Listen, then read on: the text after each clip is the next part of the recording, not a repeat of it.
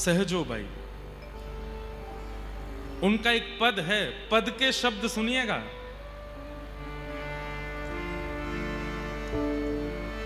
गुरु ना बिसारूं, गुरु ना बिसारूं, मैं राम तज डारूं, गुरु ना बिसारूं, मैं राम तज डारूं। ये बोलने की सामर्थ्य किसी में नहीं है इस समय संसार में। क्या कह रही है सहजो भाई? मैं परमात्मा को छोड़ सकती हूं लेकिन अपने गुरु को नहीं छोड़ सकती। उनके गुरु जी उनके खुद के ही परिवार के बड़े भैया थे, उनका नाम था श्री श्यामचरण दास जी महाराज। ध्यान से सुनिएगा, गुरु निष्ठा कैसी होती है और गुरु कृपा कैसी होती है।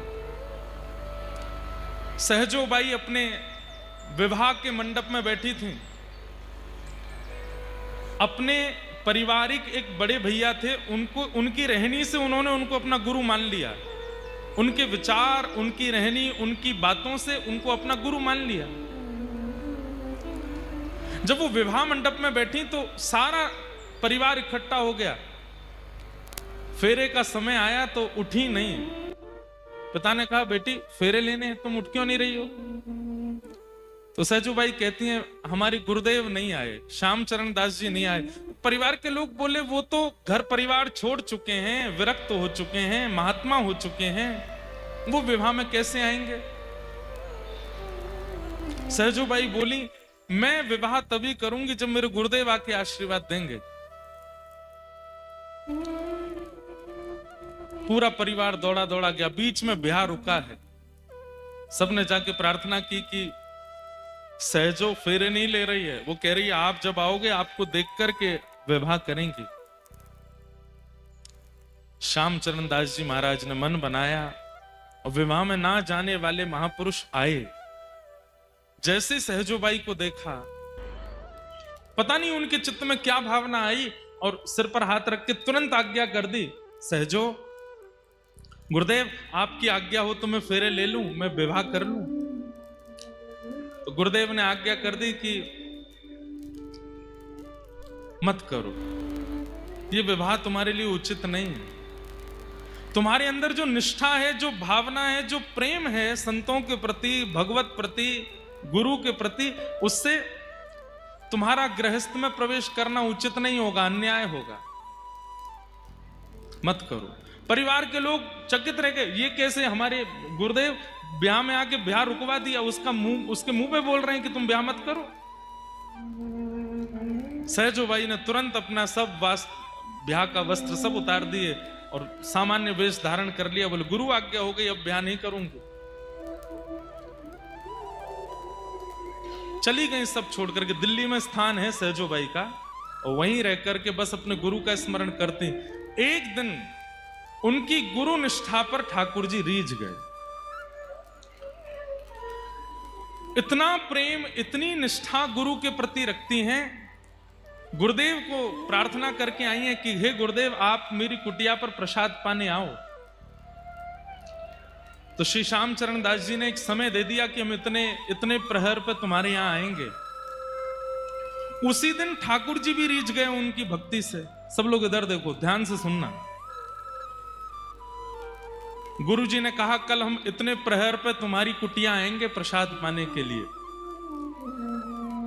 ठाकुर जी भी उसी प्रहर का प्रतीक्षा कर रहे हैं। बोले मैं भी उसी समय जाऊंगा और देखता हूं सहजो मुझे पहले प्रणाम करेगी कि अपने गुरुदेव को करेगी। देखता हूं कैसी भक्ति, कैसी निष्ठा।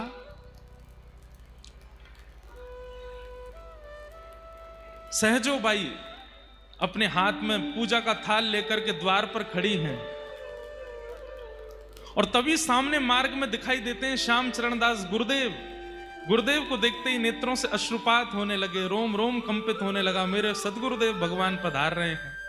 लेकिन तभी क्या देखती हैं कि गुरुदेव के ठीक बगल में मोर मुकुट धारण किए, पीतांबरी पहने हुए, अपने हाथ में अधर पर वंशी धारण किए हुए ललित गति विलास वल गुहास प्रणय निरीक्षण कल्पितो रुमान। ललित गति से चलते हुए त्रिभंग ललित श्याम सुंदर भी चलते आ रहे हैं। बहुत प्रसिद्ध दोहा है, सब बोलते हैं गुरु गोविंद दोनों खड़े काके लागू पाए, बलिहारी गुरुदेव की मोहि गोविंद दियो बताए। पर सहजो बाई की लीला में जो हुआ वो आप सोच भी नहीं सकते। गुरु भी आ रहे हैं, गोविंद भी आ रहे हैं, और सहजो बाई के हाथ में एक थाली लगी है। मैंने जब ये कथा पहली बार पढ़ी तो मैं यहीं रुक गया और मन में विचार करने लगा कि अगर सहजो बाई की जगह मैं होता तो मैं क्या करता। अगर मेरे गुरु आ रहे होते और मेरे सामने मेरे ठाकुर भी आ रहे होते तो मैं क्या करता, या आप क्या करते। तो मैंने अपने आप से पूछा कि अगर सहजो बाई की जगह मैं होता, द्वार पे गुरु गोविंद दोनों आ जाते तो मैं क्या करता। तो मेरे मन में जो उत्तर आया आप सब उससे सहमत हो गए। उत्तर यह था कि मैं गुरुदेव से कहता, हे गुरुदेव आज कुटिया पर ठाकुर जी आए हैं, मैं अकेला प्रणाम नहीं करूंगा, आप मेरे साथ आ जाओ, दोनों एक साथ ठाकुर जी को वंदन करेंगे। या थाल आप ले लीजिए, मैं देख के दर्शन करूंगा, आप प्रणाम करो, आप वंदन करो, आप आरती उतारो। हमारी बात पे तो आपने ताली बजा दी, लेकिन सहजो बाई की सुनो। सहजो बाई ने क्या किया। हम होते तो क्या करते, गुरुदेव को पहले बुलाते और गुरुदेव आप भी साथ आ जाइए, ठाकुर जी का एक साथ पूजन करेंगे। लेकिन सहजो बाई ने जब देखा कि ठाकुर भी आ रहे हैं और गोविंद भी आ रहे हैं तो बस कुछ कदम दूर रह गए। इतने में सहजो बाई थाल रख के दौड़ करके गई। पहली बार ठाकुर जी को देखा है और ठाकुर जी का हाथ पकड़ के खींच के अपने पास लाई और थाल हाथ में पकड़ा के बोली, आपसे मिलाने वाले गुरुदेव आ रहे हैं, पूजा कीजिए इनकी, स्वागत कीजिए इनका, मेरे गुरुदेव आ रहे हैं। ठाकुर जी सहजो बाई की ओर देखने लगे, बोले सहजो मैं ईश्वर हूं, मैं परमात्मा हूं, मेरी कृपा से तुझे जन्म मिला, मेरी कृपा से तुझे दृष्टि मिली, मेरी कृपा से तुझे हाथ मिले, मेरी कृपा से पैर मिला, मेरी कृपा से वाणी मिली, मेरी कृपा से तेरा अस्तित्व है और मैं तेरे द्वार पर आया। तू तब भी तेरे प्रकार ही जन्म लेने वाले, एक सामान्य मां के गर्भ से जन्म लेने वाली गुरु की पूजा मुझसे करा रही है। सहजो बाई कहती हैं, हे नाथ आंख आपने दी पर इन आंखों से देखना किसको चाहिए ये तो गुरु ने बताया। हाथ आपने दिए पर इन हाथों से सेवा किसकी करें ये तो गुरु ने सिखाया। शरीर आपने दिया पर इस शरीर से अगर गुरु नहीं मिले होते, शरीर आपने दिया तो इस शरीर से हमारी गति तो अधम ही होती, हम तो नरक में ही जा रहे होते, पर हमें वैकुंठ का मार्ग दिखाने वाले तो गुरु हैं।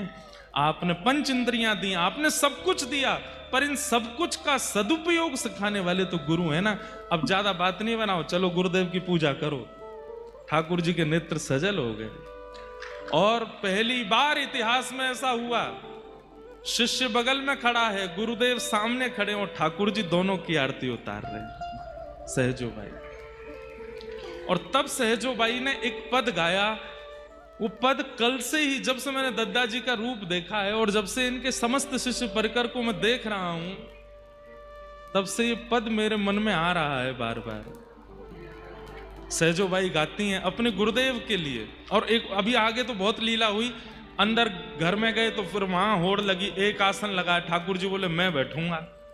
सहजो बाई बोली एक बात कहूं। ठाकुर जी बोले हाँ बोलो। आपको बुलाया था क्या मैंने? आप बिना निमंत्रण के आए हो। आसन तो निमंत्रित व्यक्ति के लिए लगाया गया है, तो गुरु जी बैठेंगे, गुरुदेव को बैठा दिया। और तब सहजो बाई ने अपने गुरु को केंद्र में लेकर के एक पद गाया। आज श्री दद्दा जी के स्वरूप को देख करके उनके समस्त शिष्य परिकर की ओर से मैं गा रहा हूं। जितने भी दद्दा जी को मानने वाले, उनको भजने वाले और उनके प्रति गुरु भाव रखने वाले हैं, वो सब हमारी वाणी में अपना स्वर मिलाइएगा और सहजो बाई की तरह गाइएगा। महाराष्ट्र श्री सद्गुरुदेव भगवान की। हे गुरुदेव, यदि आप मेरे अपराध के कारण, मेरी किसी गलती के कारण मुझे अपने आप से दूर कर रहे हैं। मेरी ये बात सुनिएगा। हे मारी झिड़को तो नहीं जाऊं, मारी झिड़को तो नहीं जाऊं, मारी झिड़को तो नहीं जाऊं,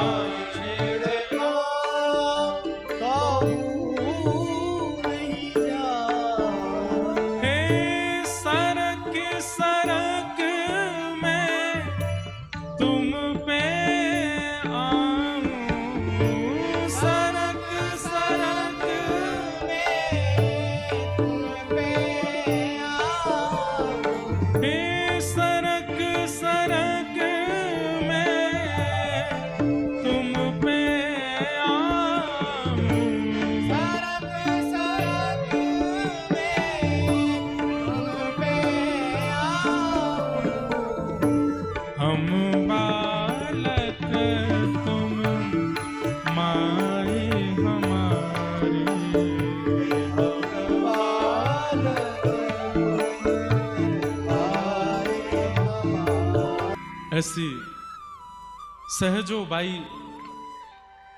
हमारे धराधाम पे हुई, जिनकी गुरु के प्रति ऐसी निष्ठा कि मैं गुरु ना बिसारूं पर राम तज डारूं।